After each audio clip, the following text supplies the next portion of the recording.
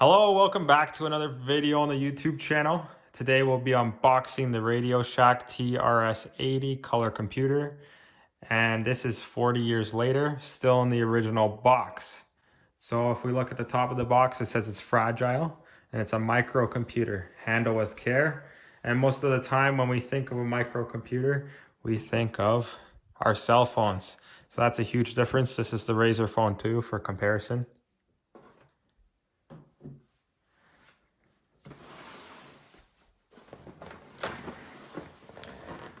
On the side of the box, it says it contains the complete system and it's ready to hook up to any color TV. So we'll see if it can still connect to a color TV today. There's nothing on the top of the box. On the side of the box, you can see the date code. You can also see the catalog number. You can't see the serial number, but you can see the original price. So this device was $699 Canadian back in the day. So on the very back of the box, it says TRS-80 and computer in French. So here's the first lift off the box in 40 years. Still has that nice cardboard sound.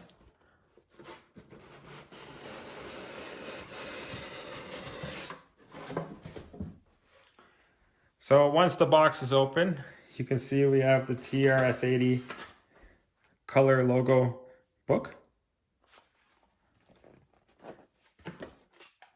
And it looks like we have a game keypad to place over top of your keyboard. The book is all original. There's no yellowing on the pages actually. It's pretty mint condition. I don't know if you can see this on camera, but everything is pretty original. It explains how to do everything in the books, which is nice. It's very handy. So in the top compartment here, we have Getting Started with Color Basic, the TRS-80 color computer. So this is the original manual that came with this device so many years ago. This is one of the first devices that actually came out that's a portable computer. So this was Motorola's version in comparison with the Apple II computer, the Commodore 64, and the Atari computer from back in the day.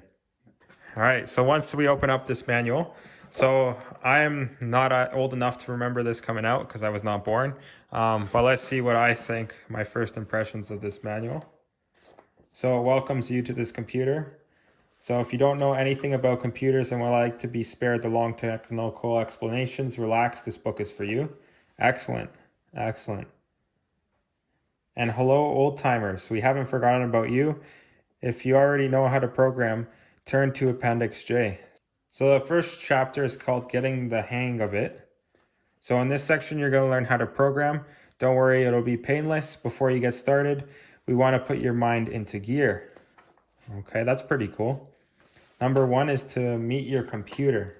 Let's take a look at that little graphic there. That's a pretty cool graphic. Someone must have spent a lot of time drawing that. So is your computer connected, turned on, ready to give a first workout? So these first two chapters, we're going to introduce you to your computer. So this is pretty cool. We have a lot of cool drawings on here. So there's a lot of rules that I will have to follow when starting this up, which I don't really know yet, but I will after I take a look at this book. It looks pretty straightforward. There's a lot of devices that we have nowadays don't come with books to explain how to use them. So let's take a look in this bag. Let's see what we're going to find. So these look like some original cables that came with the device.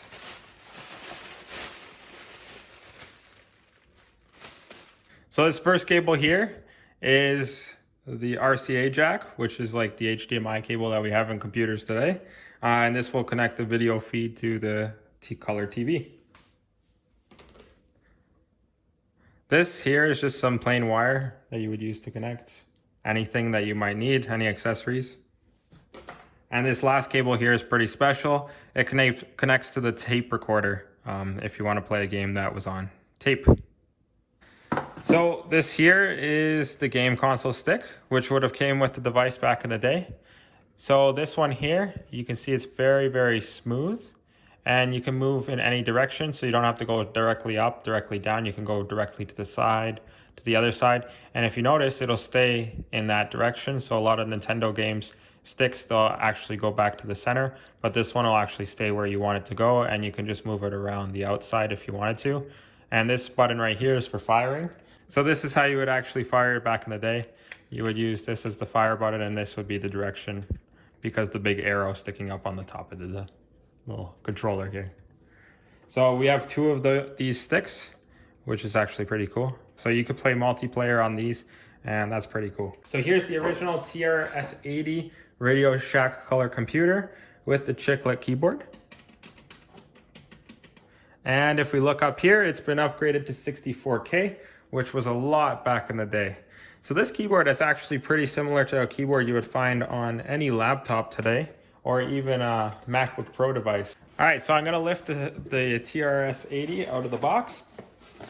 And I'm lifting with the styrofoam just because it is quite a heavy device. And we just wanna slide our original box out of the way so that we don't ruin its historical value. And to get it out, I'm actually gonna flip it onto its side.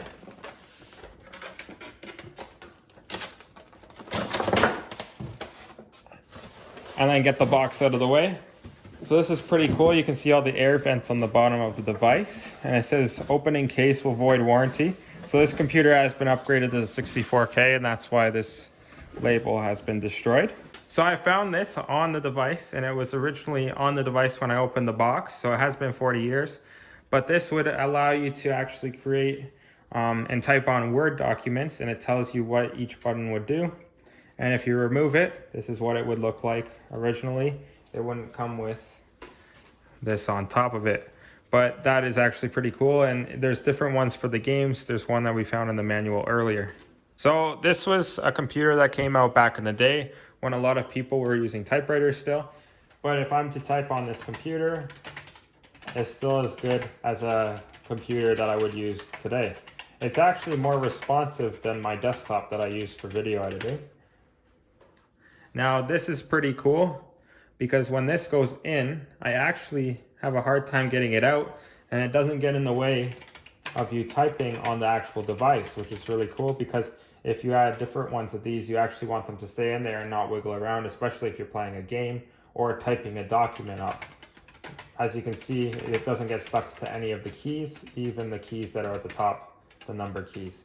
We do have a sticky number 8, but that's just with the age of the device. So here's a couple of the different buttons that come on the device. We have the power, which actually gives you a nice responsive click, and it's actually a lot of fun to click it. Unlike a lot of the devices today, it'll actually stay in. We have the left joystick, the right joystick, serial I/O, the cassette tape player, different channels you can select, and the TV out. We also have a reset button over here that also has that old school button clickiness to it. So on this door here, we have the slot where the cartridges would go. And you can see inside of there, it's a little bit dusty, but it is all original. And we will be using this device in a future episode. But it's pretty cool that this is a piece of history that we can still use today. And there's actually a small group of people that actually use this computer software on the cloud. So in this image here, you can see the serial number was 7402. And it has the TRS-80 logo on the bottom, so you won't forget what device you have. And then you can see the voltage is 120 volts, 60 hertz. The wattage is 15.6 watts, which is actually a lot less wattage than what we use today in a common desktop. They also have the tension, frequency, and persistence, which is also the same as the wattage. You can also see the little trademark of Radio Shack Division, and it also says Made in USA, which is actually very cool because a lot of our devices, most of our devices are made in Vietnam and China, and they're not actually made here anymore. And then since I live in Canada, you can say that it's distributed in Canada by Tandy Electronics Limited, which was the company, in Barrie, Ontario, close to where I live. Also, something cool is on this label, it says warning, no user serviceable parts inside of this unit. Units should be taken to Radio Shack service centers to be serviced. We're actually going to be opening up this unit today because there's something inside of there that's loose and moving around while we were filming this video. So in here, I'm just going to unwrap it for you. This is what was inside of our computer, and that's why we had to tear it down. But inside of here, we have extra RAM modules.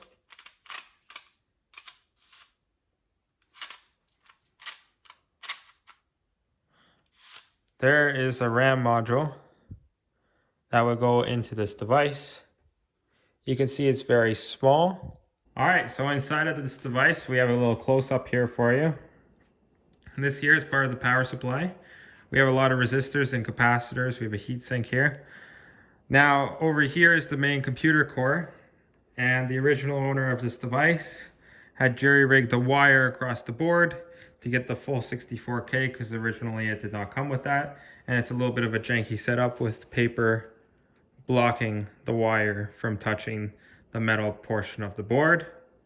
At the back here we have the TV receiver, which is actually really good quality. Most of the components on this board, even the board itself, is very thick, and it's really impressive. Most of the boards that I build with computers today are very thin, especially in laptops, and they can break fairly easily. Now, the computer had a detachable keyboard here. There is a connector port underneath, and you could actually remove the chiclet keyboard if you needed to. Now you can see all the memory modules in a row here, and that's what most of this computer contained. And these big chips are the main computing chips that this computer used. So the Motorola parts are the big ones, and you can see the M on them. And if you know, in the comment section down below, you can let me know what the C means. The original owner does not know what that means. And the T on the parts stands for Tandy. So this was a Canadian machine. I don't know if some of the parts were labeled differently because it was shipped to Canada. So if you have any of these computers at home, you can post it down below, or you can let me know what you think of this computer in the comment section. So just looking on the inside of this case, it looks like I can see some overspray here.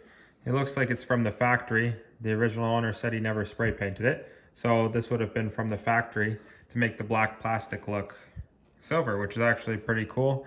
And it's one of those retro devices. So thanks for watching this video. If you like this content, press the like button. If you have any comments about this device, please leave them in the section below. Or if you have any more information that you think I should know, leave them down below. Thanks for watching.